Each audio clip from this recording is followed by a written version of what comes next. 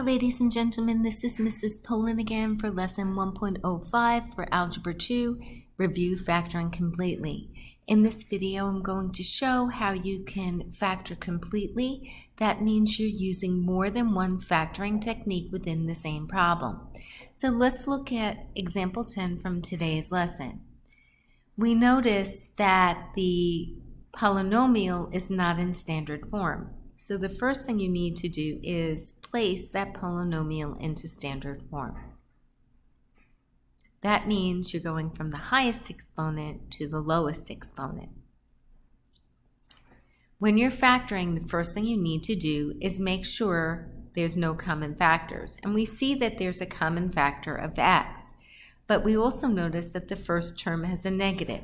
You never want the first term to be negative, so not only you're going to factor out the x, but you're going to factor out the negative as well. Negative x cubed divided by negative x is x squared. 5x squared divided by negative x is negative 5x. 36x divided by negative x is negative 36. We then notice that that trinomial has a leading coefficient of 1. That means we can use a regular sum product method. I carry down the GCF of negative x, and I set up my double parentheses, so x and x. And then I think about all the factors that go into, that multiply out to negative 36, and at the same time add to negative 5. And I can actually list them out. So I know those factors could be 1 and 36, 2 and 18, 3 and 12, 4 and 9, 6 and 6. And those are all the factors. I also know that one of the factors has to be negative since the product is negative.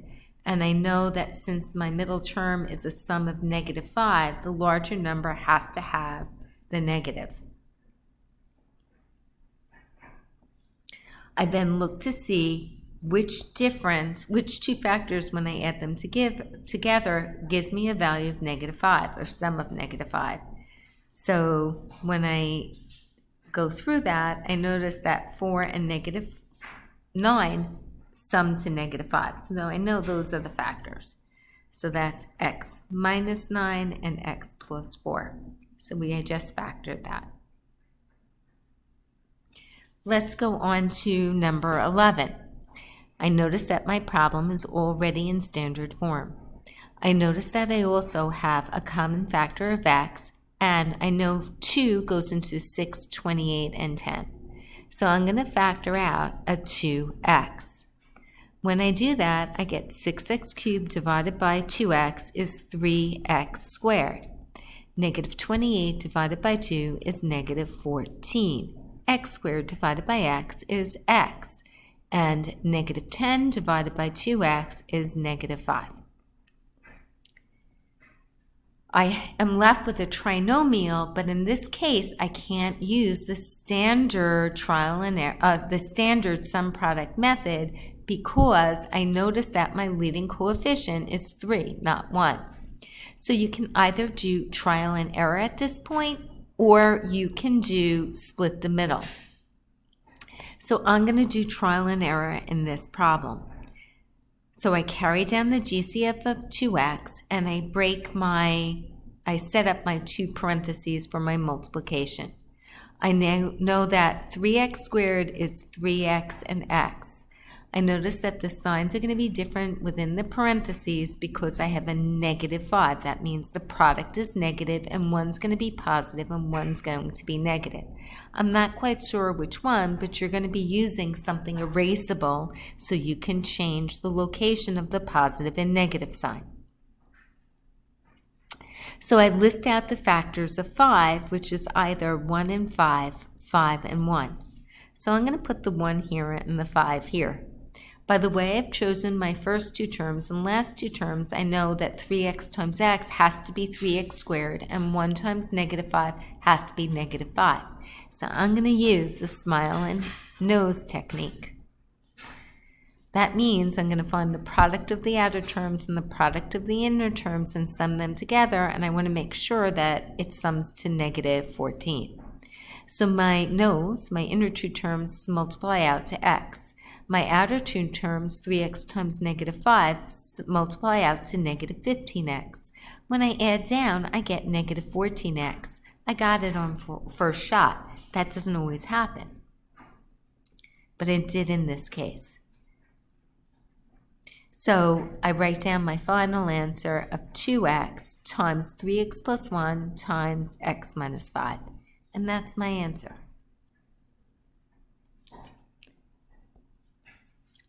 Problem number 12, multi-step factoring. Again, that just means you're going to use more than one technique within the problem. So let's go to example 12. I notice that I have a common factor of x squared because x squared is in common to both. I also know that 3 goes into 108 evenly, so my GCF is 3x squared. 108 divided by 3 is 36. X squared divided by x squared is simply 1, minus 3 divided by 3 is 1, x to the 8th divided by x squared. Well, you can get that two different ways. You could say, well, we're multiplying 8 x's together, 1, 2, 3, 4, 5, 6, 7, 8, and dividing it by 2 x's. And you're left with x to the 6th.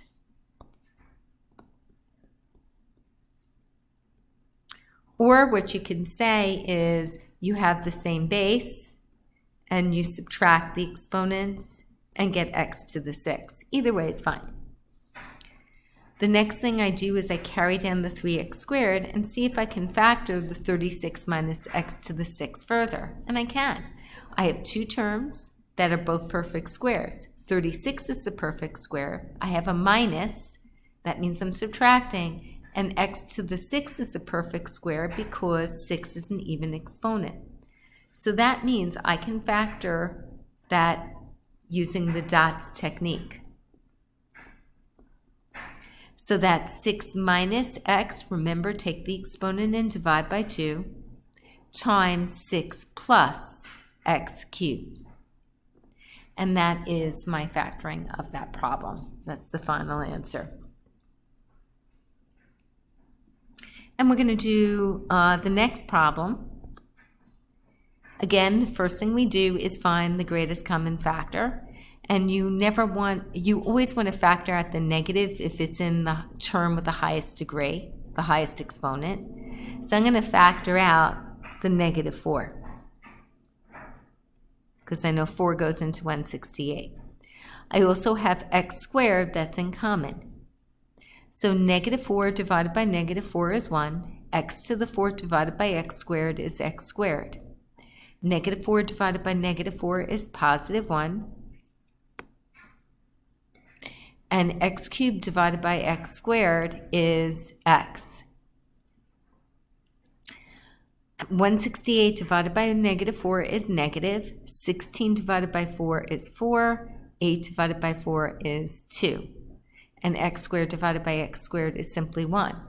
So now I have my GCF and I have a trinomial where my leading coefficient is 1. That means I can factor this using the sum product technique. So I carry down my GCF. I double bubble. I'm looking for two factors that multiply out to negative 4, 42, and add to positive 1. Those factors are positive 7 minus 6. So I just factored that expression. And then the last problem that I'll go over in this video is number 14. I have two terms and they don't have a GCF. 81 is a perfect squared, but I know that x to the 8th is as well because 8 is an exponent. That means the variable x to the 8th is a perfect square. Since it meets the condition of dots, difference of two perfect squares, I can apply that technique. I double bubble, and I make sure I maintain the order of the square root of the terms in the same order. So the square root of 81 is 9 and 9. I have a positive and negative. X to the 8th can be written as x to the 4th times 9 minus x to the 4th. And if you stop there, you'd be wrong, because you can go further. I can't go further with the 9 plus x to the 4th. It's because of the plus between the two terms that are both perfect squares. It's not dots. There's no such thing as a dot, only dots. So I just carry that down, the 9 plus x to the 4th down, and that's just a part of the factor. But I know that 9 minus x to the 4th, I have two terms, both are perfect squares, and there's a minus in between. That means I can apply dots to the second term only. So I break it into two parentheses. The square root of 9 is 3, so it's 3 plus x squared and 3 minus x squared. I can't factor any further because 3 is not a perfect square, so this is my final answer. I hope this video helps you, and I will see you tomorrow.